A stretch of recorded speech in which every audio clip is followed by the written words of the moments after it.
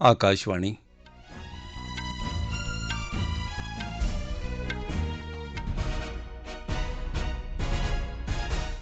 सूर्यकांत आवटे राष्ट्रीय बातम्या देत आहे. ठळक बातम्या.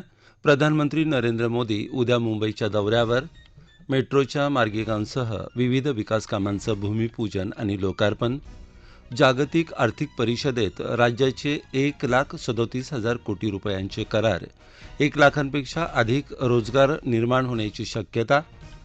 त्रिपुरा, नागालँड आणि मेघालयमध्ये पुढच्या महिन्यात मतदान, तर 2 मार्चला मतमोजणी. युक्रेनची राजधानी कीवजवळ हेलिकॉप्टर कोसळून युक्रेनच्या गृहमंत्र्यांसह 16 जणांचा मृत्यू. आणि पहिल्या एकदिवसीय क्रिकेट सामन्यात शुभमन गिलच्या द्विशतकाच्या जोरावर भारताचं न्यूझीलंडपुढं विजयासाठी 350 धावांचं आव्हान. प्रधानमंत्री नरेंद्र मोदी उद्या महाराष्ट्र आणि कर्नाटकचा दौरा करणार आहेत. त्यांच्या मुंबई भेटीविषयी अधिक माहिती आमच्या प्रतिनिधीकडून. प्रधानमंत्री नरेंद्र मोदी उद्या मुंबईत येणार असून त्यादृष्टीने मुंबई नगरी सज्ज होत आहे. या दौऱ्यात सुमारे 38,800 कोटी रुपये खर्चाच्या प्रकल्पांचं उद्घाटन आणि पायाभरणी प्रधानमंत्र्यांच्या हस्ते होणार आहे. 12,600 कोटी रुपये खर्चाच्या मुंबई मेट्रो रेल्वे मार्गिका 2A आणि 7चं लोकार्पण प्रधानमंत्री करतील. दहिसर पूर्व आणि DN नगर पिवळी लाईन यांना जोडणारी मेट्रो मार्गिका 2A ही सुमारे 18.5 किलोमीटर लांबीची आहे. तर अंधेरी पूर्व ते दहिसर पूर्व म्हणजेच लाल लाईन यांना जोडणारी मेट्रो मार्गिका 7 सुमारे 16.5 किलोमीटर लांबीची आहे. योगायोग असा की 2015 मध्ये या मार्गिकांची पायाभरणी देखील प्रधानमंत्री नरेंद्र मोदी यांनी केली होती.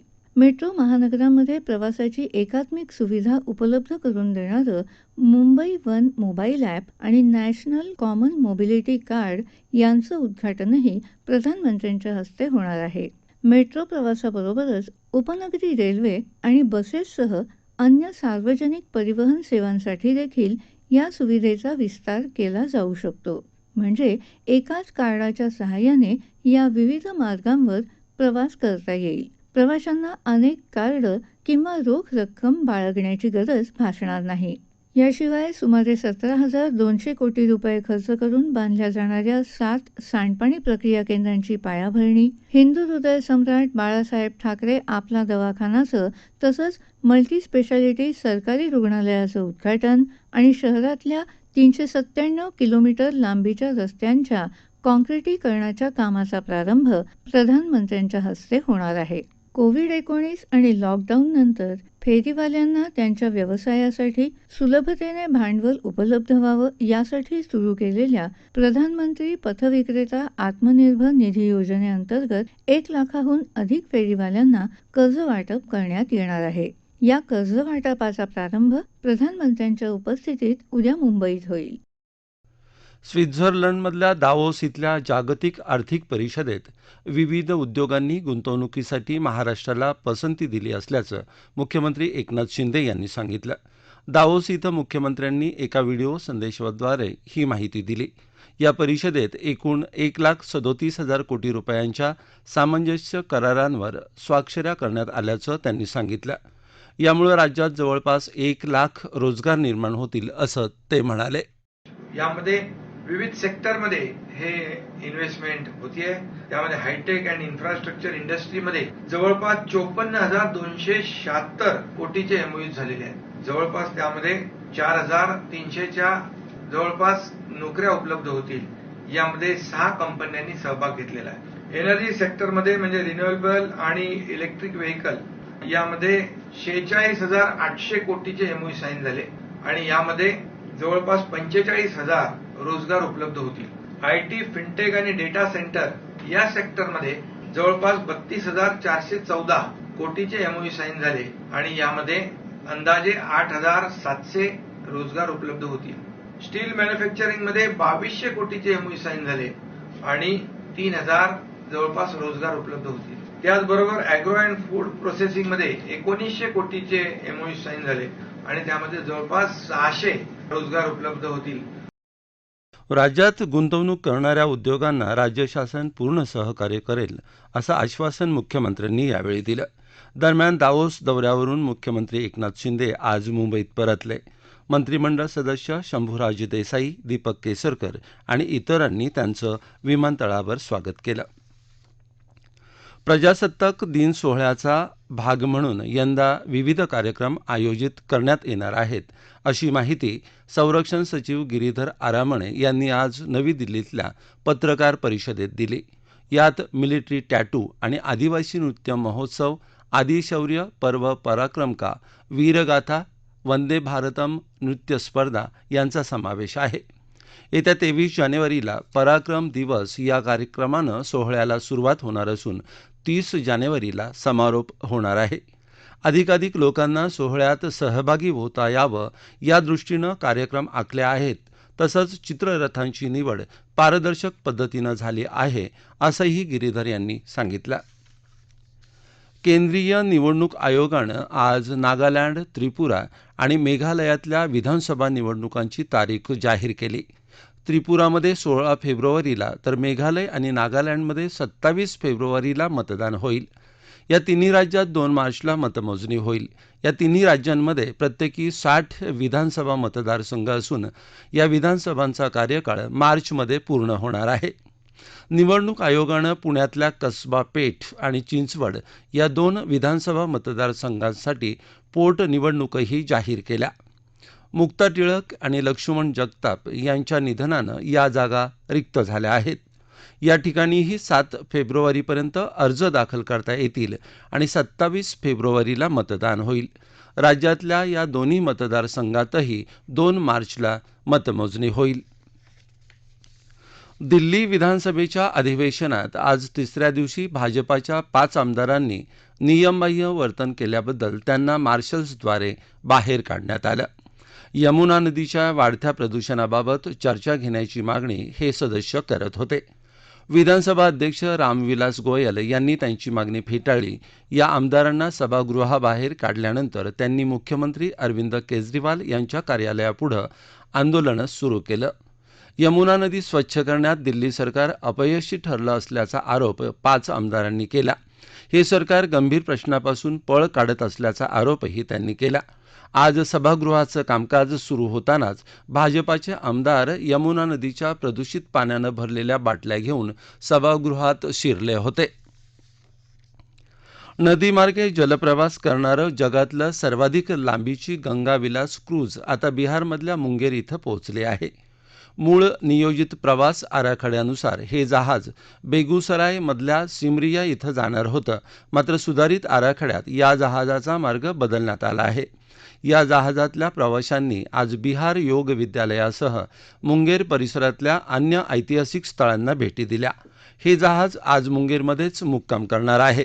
नदीमार्गे जलप्रवास करणाऱ्या प्रवासी जहाजामुळे रोजगाराच्या नवीन संधी निर्माण होतील, असं मत बिहार पर्यटन विकास निगमचे व्यवस्थापकीय संचालक आकाशवाणीच्या वार्ताहराशी बोलताना म्हणाले. भारतीय वैद्यकीय संशोधन परिषद आणि केंद्रीय औषध मानक नियंत्रण संस्था यांनी माहितीच्या अधिकाराखाली मागवलेल्या उत्तरात कोविड-19 लसींचे अनेक दुष्परिणाम असल्याचं मान्य केल्याचं प्रसारमाध्यमातलं वृत्त चुकीचं असल्याचं आरोग्य आणि कुटुंब कल्याण मंत्रालयानं स्पष्ट केलं आहे. ICMRनं फक्त जागतिक आरोग्य संस्था, रोग नियंत्रण केंद्र तसंच आरोग्य आणि कुटुंब कल्याण मंत्रालय यांच्या संकेतस्थळांच्या लिंक त्या RTIला प्रतिसाद देताना दिल्या होत्या, असं मंत्रालयानं म्हटलं आहे. या संकेतस्थळांवर जगभरातल्या विविध लसींची माहिती संकलित केलेली आहे. नेताजी सुभाषचंद्र बोस यांच्या शौर्याची गाथा जनसामान्यांपर्यंत नेण्यासाठी सातत्यानं प्रयत्न करण्याचं आवाहन माहिती आणि प्रसारण मंत्री अनुराग सिंह ठाकूर यांनी केलं. आझाद हिंद महोत्सवाला संबोधित करताना ते बोलत होते. सुभाषचंद्र बोस यांच्याकडे धैर्य, दूरदृष्टी आणि नेतृत्व क्षमता होती. देशातल्या तरुणांनी त्यांच्याकडून शिकून पुढे जायला हवं. सुभाषचंद्र बोस यांनी स्वातंत्र्य लढ्यात दिलेल्या योगदानाकडे दुर्लक्ष केल्याबद्दल त्यांनी मागील सरकारवर टीका करताना आकाशवाणी आणि दूरदर्शनच्या माध्यमातून सरकार नेताजींच्या शौर्याची गाथा तरुणांपर्यंत पोहोचवण्याचं काम सातत्यानं करत असल्याचं सांगितलं. नरेंद्र मोदी सरकारनं सुभाषचंद्र बोस यांच्या योगदानाची दखल घेत 23 जानेवारी हा पराक्रम दिवस म्हणून घोषित केला आहे, असंही ते म्हणाले. या राष्ट्रीय बातम्या आकाशवाणीच्या मुंबई केंद्रावरून देत आहोत. G20च्या अंतर्गत आरोग्यविषयक कार्यसमूहाच्या बैठकीला आजपासून तिरुवनंतपुरममध्ये सुरुवात झाली. जागतिक पातळीवर आरोग्य सेवा द्यायला G20चे देश कटिबद्ध असल्याचं आरोग्य राज्यमंत्री भारती पवार यांनी यावेळी सांगितलं. सूक्ष्मजीवांच्या विरोधात वाढत असलेल्या प्रतिकारक क्षमतेचा सामना करणं, औषध क्षेत्रात सहकार्य आणि कमी किमतीत आरोग्य सुविधा उपलब्ध करून देण्याच्या मुद्द्यावर परिषदेत चर्चा झाली. जगभरातले आरोग्य क्षेत्रातले तज्ज्ञ यात सहभागी झाले आहेत. देशाच्या आरोग्य सामर्थ्याचं दर्शन घडवणारं प्रदर्शन या ठिकाणी भरवण्यात आलं आहे. परराष्ट्रमंत्री डॉक्टर एस जयशंकर आज मालदीव आणि श्रीलंका या 3 दिवसीय दौऱ्याचा एक भाग म्हणून मालदीवमध्ये पोहोचले. माणधू इथं पोहोचल्यानंतर डॉक्टर जयशंकर यांनी मालदीवचे परराष्ट्रमंत्री अब्दुल्ला शहीद यांच्याशी भारत मालदीव सहकार्य मजबूत करण्यावर चर्चा करून मालदीवमध्ये भारताकडून वित्तपुरवठा सुरू असलेल्या विकास प्रकल्पांचा आढावा घेतला. यावेळी भारतानं मालदीव राष्ट्रीय संरक्षण दलाला मदत करण्यासाठी 2 समुद्री रुग्णवाहिका सुपूर्द केल्या आहेत. भारतानं 45 प्रभावी समुदाय विकास प्रकल्पांपैकी 23 पूर्ण केले असल्याचं जयशंकर यांनी सांगितलं. युक्रेनचे गृहमंत्री डेनिस मोनास्टिव्स्की यांचा राजधानी कीवनजीक झालेल्या हेलिकॉप्टर अपघातात मृत्यू झाला आहे. त्यांच्याबरोबर हेलिकॉप्टर असणारे आणखी 16 जणही मृत्युमुखी पडले आहेत, तर 10 मुलांसह 22 पीडित रुग्णालयात उपचार घेत आहेत. मृतांमध्ये गृह मंत्रालयातल्या अनेक उच्चपदस्थ अधिकाऱ्यांचा समावेश आहे. नेपाळचे प्रधानमंत्री पुष्पकमल दहल प्रचंड यांनी आज मंत्रिमंडळाचा विस्तार केला. त्यात 7 पक्षांच्या आघाडीतल्या मित्रपक्षांच्या 15 मंत्र्यांचा समावेश केला. यावेळी राष्ट्रीय प्रजातंत्र पार्टीचे राजेंद्र लिंगदेन यांना उपप्रधानमंत्री पद दिलं आहे. त्यामुळे मंत्रिमंडळात आता 4 उपप्रधानमंत्र्यांसह 23 मंत्री आणि 3 राज्यमंत्री आहेत. राष्ट्रपती विद्यादेवी भंडारी यांनी आज या नव्या मंत्र्यांना पद आणि गोपनीयतेची शपथ दिली. या सर्वांनी आजच पदभारही स्वीकारला आहे. जगातली सर्वाधिक वृद्ध व्यक्ती म्हणून गणल्या जाणाऱ्या लुसायल रेंडा यांचं 118व्या वर्षी वृद्धापकाळानं निधन झालं. फ्रान्समधल्या तोलन नावाच्या शहरात त्या राहत होत्या. 1944मध्ये नन बनल्यानंतर त्यांनी सिस्टर आंद्रे हे नाव स्वीकारलं होतं. सिस्टर आंद्रे यांनी वृद्धांची अखेरपर्यंत शुश्रूषा केली. 1904मध्ये दक्षिण फ्रान्समध्ये जन्मलेल्या आंद्रे या दोन्ही जागतिक युद्धांच्या आणि फ्रान्सच्या 27 राष्ट्राध्यक्षांच्या कार्यकाळाच्या साक्षीदार ठरल्या. भारत आणि न्यूझीलंड यांच्यातल्या एकदिवसीय क्रिकेट मालिकेत आज हैदराबाद इथं सुरू असलेल्या पहिल्या सामन्यात भारतानं न्यूझीलंडपुढे विजयासाठी 350 धावांचं आव्हान ठेवलं आहे. शुभमन गिलनं या डावात द्विशतक झळकावलं. भारतानं नाणेफेक जिंकून प्रथम फलंदाजी घेतली. चांगली सुरुवात झाल्यानंतर भारताची धावसंख्या 60वर असताना कर्णधार रोहित शर्मा 34 धावांवर बाद झाला. त्यानंतर एका बाजूनं पडझड सुरू असताना शुभमन गिल मात्र पाय रोवून खेळत राहिला. त्यानं 149 चेंडूत 208 धावा केल्या. त्याच्या या खेळीमुळं तो सचिन तेंडुलकर, वीरेंद्र सेहवाग, रोहित शर्मा आणि ईशान किशन या द्विशतकवीरांच्या पंक्तीत बसला असून असा पराक्रम करणारा एकदिवसीय क्रिकेट सामन्यात द्विशतक करणारा सर्वात तरुण खेळाडू ठरला आहे. सूर्यकुमार यादवनं 31 आणि हार्दिक पंड्याच्या 28 धावांचं योगदान दिलं. निर्धारित 50 षटकात भारतानं 8 गड्यांच्या मोबदल्यात 349 धावा केल्या. शेवटची बातमी हाती आली तेव्हा न्यूझीलंडच्या 30 षटकात 6 बाद 133 धावा झाल्या होत्या. दक्षिण आफ्रिकेत बिनोनी इथं सुरू असलेल्या 19 वर्षाखालच्या महिला विश्वचषक T20 क्रिकेट स्पर्धेत भारतीय संघानं आज स्कॉटलंडवर विजय मिळवला. ठळक बातम्या पुन्हा एकदा. प्रधानमंत्री नरेंद्र मोदी उद्या मुंबईच्या दौऱ्यावर मेट्रोच्या मार्गिकांसह विविध विकास कामांचं भूमिपूजन आणि लोकार्पण. जागतिक आर्थिक परिषदेत राज्याचे 1,37,000 कोटी रुपयांचे करार. 1 लाखांपेक्षा अधिक रोजगार निर्माण होण्याची शक्यता. त्रिपुरा, नागालँड आणि मेघालयमध्ये पुढच्या महिन्यात मतदान, तर 2 मार्चला मतमोजणी. युक्रेनची राजधानी कीवजवळ हेलिकॉप्टर कोसळून युक्रेनच्या गृहमंत्र्यांसह 16 जणांचा मृत्यू. आणि पहिल्या एकदिवसीय क्रिकेट सामन्यात शुभमन गिलच्या द्विशतकाच्या जोरावर भारताचं न्यूझीलंडपुढे विजयासाठी 350 धावांचं आव्हान. याबरोबरच आकाशवाणी मुंबई केंद्रावरचं हे राष्ट्रीय बातमीपत्र संपलं. नमस्कार.